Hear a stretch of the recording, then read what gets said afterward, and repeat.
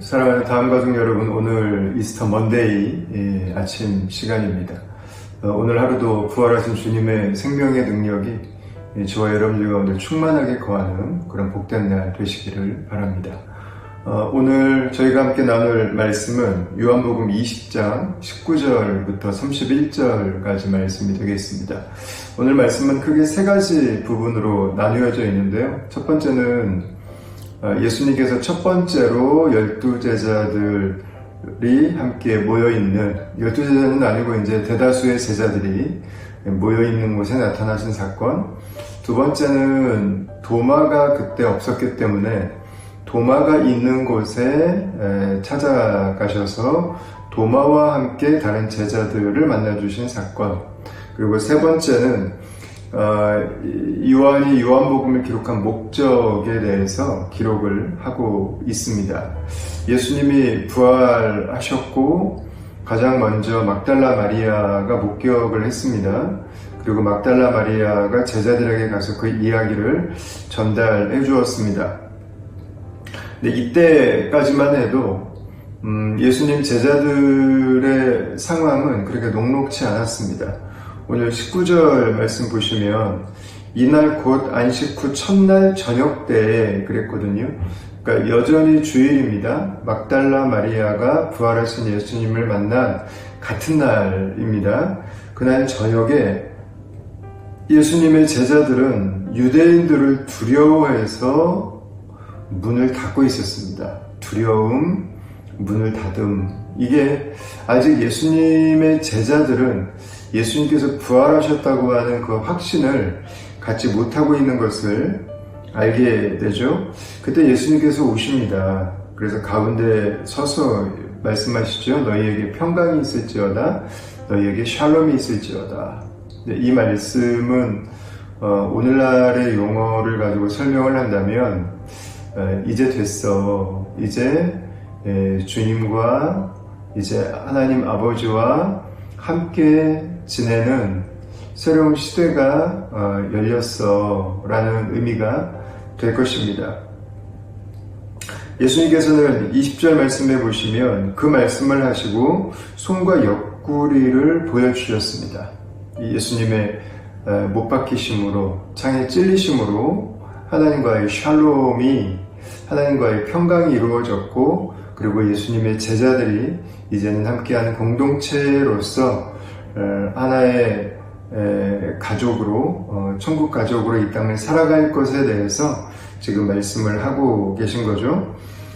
그때 제자들이 주를 보고 기뻐합니다. 저는 이게 제자들이 예수님이 부활했다고 하는 것에 대해서 미리 감지를 하지 못하고 있었다면 단지 기뻐할까? 제가 생각할 때는 그냥 놀랐을 것 같거든요. 너무 좀 당황스럽기도 하고 이게 뭔가 싶은 생각이 좀 들었을 것 같아요. 그런데 어제 본문에서 베드로와 요한이 먼저 빈 무덤을 보고 왔고 그 뒤에 이어서 막달라 마리아가 한 번 왔다가 또 한 번 와서 예수님이 부활하셨다고 하는, 내가 부활하신 예수님을 만났다고 하는 그 이야기를 전달해 주었었기 때문에 이 예수님의 제자들도 그 말이 사실이셨구나, 예수님이 다시 살아나셨구나, 예수님 말씀하신 대로 되었구나를 조금 더 마음에 확신하고 기뻐할 수 있는 그런 상황이 펼쳐진 것 같습니다. 21절 말씀에 보면 예수님이 한 번 더 말씀하세요. 너에게 평강이 있을지어다. 하나님과의 샬롬, 공동체 안에서 형제 자매의 샬롬, 그리고 이 세상이 하나님의 평안으로 나올 곳에 대한 예수님의 확신을 볼 수 있죠. 여기에서 예수님은 제자들에게 사명을 한 가지 주십니다. 아버지께서 나를 보내신 것 같이 나도 너희를 보낸다는 것입니다. 예수님으로 인해서 이 세상에 드러나게 된, 이 세상에 나타난 그 샬롬을 이제는 가서 너희들이 증인이니 증거하라는 것입니다. 예수님의 십자가에 못 박히신 부활을 목격한 너희들이 바로 하나님과의 샬롬을 선포하고 증언할 바로 그 증인이고 바로 그 사명을 가진 자라고 주님께서 말씀해 주시는 거죠. 그리고 주님은 성령을 받으라고 말씀하십니다. 이 일은 제자들 홀로 할 수 있는 일이 아니라 이 일은 성령께서 함께 하실 일이시고, 그리고 성령께서 제자들을 통해서 반드시 이루실 일이기 때문에 주님께서는 성령과 함께 이 제자들을 파송하십니다. 이들에게 죄사하는 권세와 함께 이들을 보내시죠. 이것을 보면 주님께서 부활하시고 나서 제자들에게 하셨던 일들이 압축돼서 기록이 되어 있는 것 같습니다. 예수님이 하신 일은 무엇인가? 무엇이 그 일들을 가능하게 했는가? 그리고 이 일을 목격한 이 일의 증인들의 사명은 무엇인가? 그리고 어떻게 그 일을 감당할 수 있는가에 대한 그 모든 내용들이 이 안에 다 담겨져 있는 아주 귀중한 말씀이고, 교회 공동체가 누구인지, 예수를 믿는 성도가 누구인지에 대한 아주 값진 그런 메시지라고 할 수 있습니다. 자, 근데 이렇게 이제 주님께서 주님의 일을 마치시고 또 주님의 사명을 전달하셨는데 거기에 없었던 도마가 있습니다. 도마는 내가 예수님을 꼭 만나서 옆구리와 손에 내 손을 넣어보지 않고는 믿지 않을 거야 라고 이야기를 합니다. 이게 좀 굉장히 삐딱하게 들리기는 하지만 도마의 애정이죠. 나도 꼭 만나보고 싶고 나도 꼭 예수님께서 부활하신 모습을 보고 싶다고 하는 그 간절한 사모함, 소망이 이 안에 담겨 있습니다. 26절에 보시면요, 여드레를 지나서 그랬습니다. 여드레를 지나서 제자들이 다시 집안에 있을 때 도마도 함께 있고 문이 닫혔는데 예수님께서 오사 가운데 서서 이르시되 너희에게 평강이 있을지어다 라고 말씀하십니다. 아까 제자들에게 나타났던 것과 같은 모습입니다. 예수님은 부활의 몸을 입으셨기 때문에 이제는 시공간의 제약이 없이 나타나십니다. 도마가 있는 곳에 주님은 그 시간 그 자리를 보시고 찾아오신 것입니다. 그리고 믿음 없는 자가 되고 믿는 자가 되라 이렇게 말씀하시죠. 그리고 도마의 유명한 신앙 고백이 이루어지게 됩니다. 그 도마는 예수님의 상처에 손을 넣어보지는 않습니다. 왜냐하면 넣어보든 넣어보지 않든 주님께서 십자가에 죽으셨고 부활하신 그 사건은 변하지 않기 때문이죠. 그래서 29절에 이렇게 말씀합니다. 너는 나를 본보로 믿느냐? 보지 못하고 믿는 자들은 복되도다 하시니라. 아마 이 말씀은 저 여러분들을 위해서 주신 말씀일 것 같습니다. 우리가 오늘날 예수님을 믿는 것이 도마처럼 나도 꼭 보고 싶은데 상처에 손가락을 한번 넣어보고 싶은데 라는 생각을 하시는 분들도 있을 수 있습니다. 그런 생각이 들 수 있습니다. 그러나 굳이 꼭 만나서 내가 넣어보지 않아도 관계없습니다. 왜냐하면 주님은 부활하셨고 주님은 십자가에 죽으셨던 그 몸으로부터 다시 부활의 몸을 가지고 제자들에게 나타나셨고 승천하셨고 지금도 그분의 영으로 저와 여러분과 함께 하고 계시기 때문인 거죠. 보고 믿든 보지 않고 믿든 그 진정성의 차이는 존재하지 않습니다. 우리가 예수 그리스도를 우리의 구원자로 하나님의 아들로 우리의 죄를 사하시고 영원한 생명을 주신 분으로 우리가 온전한 신앙 고백을 하고 그분을 믿고 있는가가 중요한 것입니다. 예수님이 많은 일들을 행하셨는데 요한은 그 모든 것을 다 기록하진 않았습니다. 그 중에 중요한 것들만 기록했습니다. 그 이유가 뭐냐면 31절입니다. 너희로 예수께서 하나님의 아들 그리스도이심을 믿게 하려 하며 또 너희로 믿고 그 이름을 힘입어 생명을 얻게 하려 함이니라 그랬어요.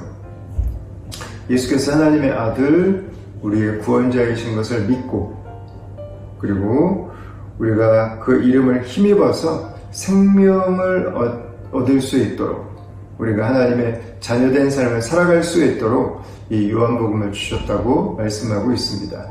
요한복음을 통해서 우리가 가장 잘하는 일은 예수님을 믿고 예수님을 통해서 영생을 얻는 것입니다. 그리고 하나님의 자녀로 이 땅을 살아가기 시작하는 거죠. 오늘 말씀은 저희 굉장히 힘이 되는 말씀입니다. 주님께서 주께서 계획하신 일들을 다 이루셨고, 그리고 마지막 남아있던 것 같은, 뒤쳐져 있던 것 같은 도마까지도 찾아오셔서 그 의심과 회의의 마음을 안정시켜 주시고 주님을 믿을 수 있도록 기회를 주시는 이 주님의 모습은 저희들에게 참 큰 축복이 됩니다. 이 예수님을 저와 여러분들이 믿기를 바라고요. 오늘 하루도 예수 그리스도로 말미암아 영원한 부활 생명을 가진 그분의 제자들로 오늘 우리를 살게 하신 그 자리에 설 수 있기를 원합니다. 근데 오늘 말씀을 보면서 한 가지 좀 저희가 도전을 좀 하고 싶은 건 뭐냐면, 이 부활의 생명을 우리가 가지고 있다면 우리가 이 땅에서부터 죽지 않고 영원히 사는 것은 아니라는 것입니다. 그리고 이 믿음의 삶은 우리에게 고난을 요청한다는 것입니다. 잘 아시는 것처럼 예수님의 제자들은 모두가 다 순교를 했습니다. 정상적인 죽음으로 마무리한 사람은 글쎄요, 요한 정도. 다른 분들은 우리가 표현하기에도 아주 굉장히 끔찍한 방법으로 그들의 인생을 마무리했습니다. 그들이 어떻게 그렇게 인생을 마칠 수 있었을까는 그들이 진정한 부활의 생명에 대한 확신과 믿음을 가지고 있었기 때문이라고 우리가 답을 할 수 있을 것 같아요. 우리가 예수를 믿는다고 하는 것은 이 세상에서의 어려움, 믿음을 가지고 살아가기 때문에 믿음으로 인한 고난을 내포하고 있는 것입니다. 그러니까 우리가 부활을 믿는다고 하는 것은 이런 질문을 담고 있는 거죠.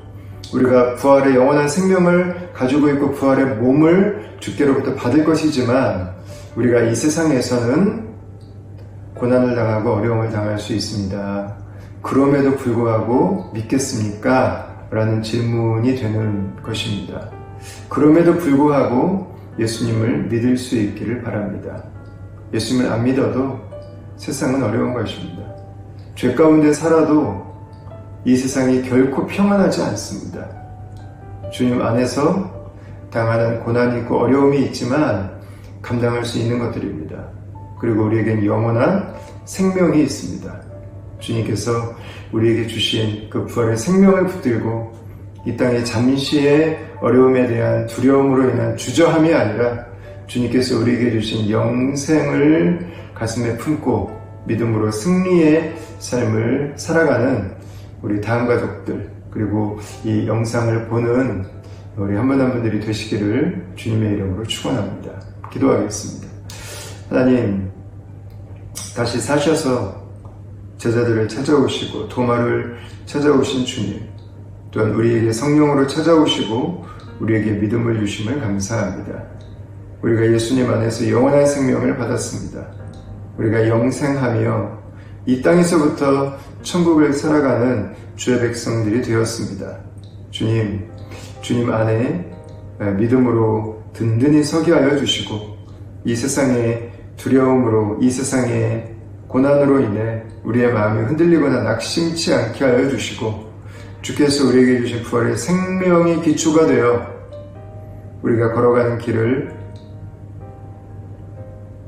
어긋나가거나 다른 곳으로 가지 않고 오직 주의 길을 따라가는 부활의 생명을 우리의 심령 가운데 소유한 주의 백성으로 살게 하여 주시옵소서.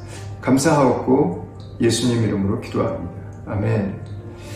네, 사랑하는 다음 가족 여러분, 오늘 하루도 우리 주님 안에서 부활의 길, 그 생명의 길을 바라보며 믿음으로 살아가는 저와 여러분 될 수 있기를 주의 이름으로 축원합니다.